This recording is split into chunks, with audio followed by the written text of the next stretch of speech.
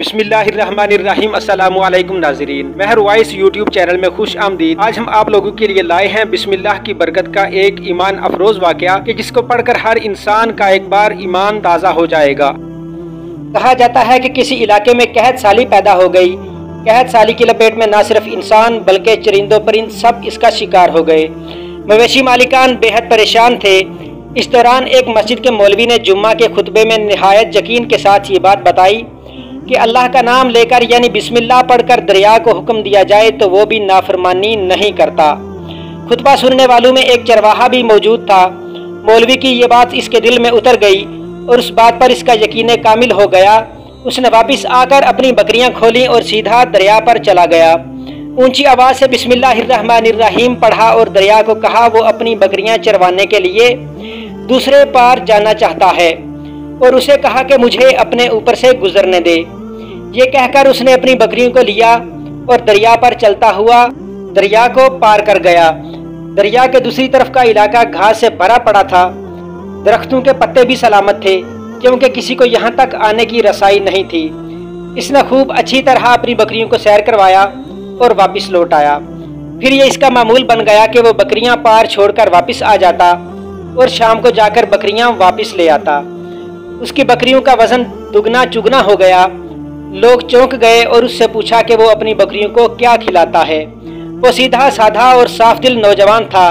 اس نے صاف صاف بات بتا دی کہ جناب میں تو بسم اللہ الرحمن الرحیم پڑھ کر دریا پر چل کر اپنی بکریاں دوسری طرف چروانے کے لیے لے جاتا ہوں۔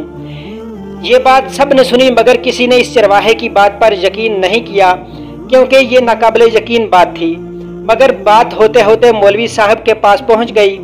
مولوی صاحب نے اس چرواہے کو بلایا اور سارا ماجرا پوچھا۔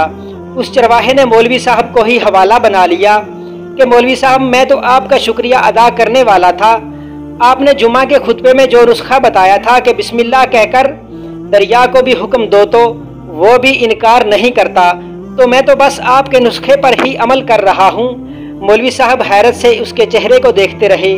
مولوی صاحب نے کہا بھائی صاحب ایسی باتیں تو ہم ہر جمعہ میں کرتے ہیں، فقط ان کا مقصد لوگوں کا ایمان بنانا ہوتا ہے۔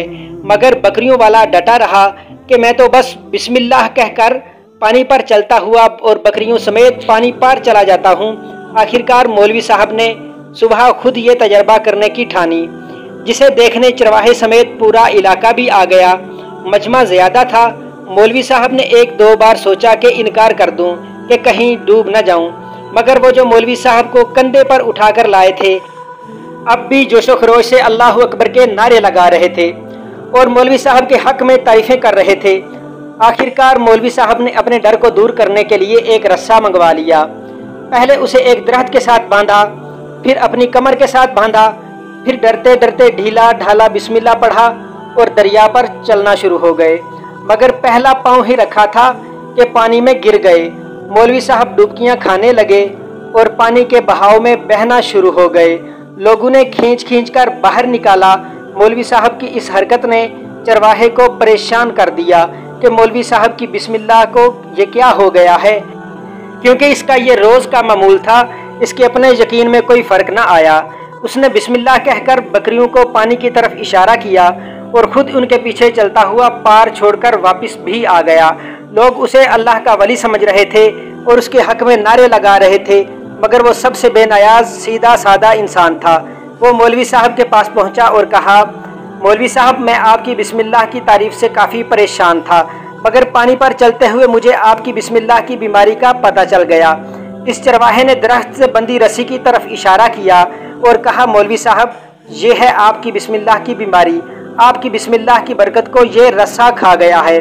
آپ کو اللہ اور بسم اللہ سے زیادہ اس رسے پر بھروسہ تھا، لہٰذا اللہ نے بھی آپ کو رسی کے حوالے کر دیا۔ پھر کہنے لگا مولوی صاحب آپ بھی کمال کرتے ہو، میں نے آپ کے منہ سے سنا اور یقین کر لیا اور میرے اللہ نے میرے یقین کی لاج رکھ لی، مگر آپ نے اللہ کا کلام سنا مگر یقین نہیں کیا، لہٰذا آپ کو اللہ نے رسوا کر دیا۔ محترم عزیز دوستو، یہی کچھ ہمارا حال ہے۔ ہماری نمازوں اور دعاؤں کا حال بھی یقین سے خالی ہے۔ تو دوستو کیسی لگی آج کی یہ ویڈیو کمنٹس میں ضرور بتائیے گا۔ اللہ پاک آپ سب کا حامی و ناصر ہو۔ ملتے ہیں اب نیکسٹ ویڈیو میں، تب تک کے لیے خدا حافظ۔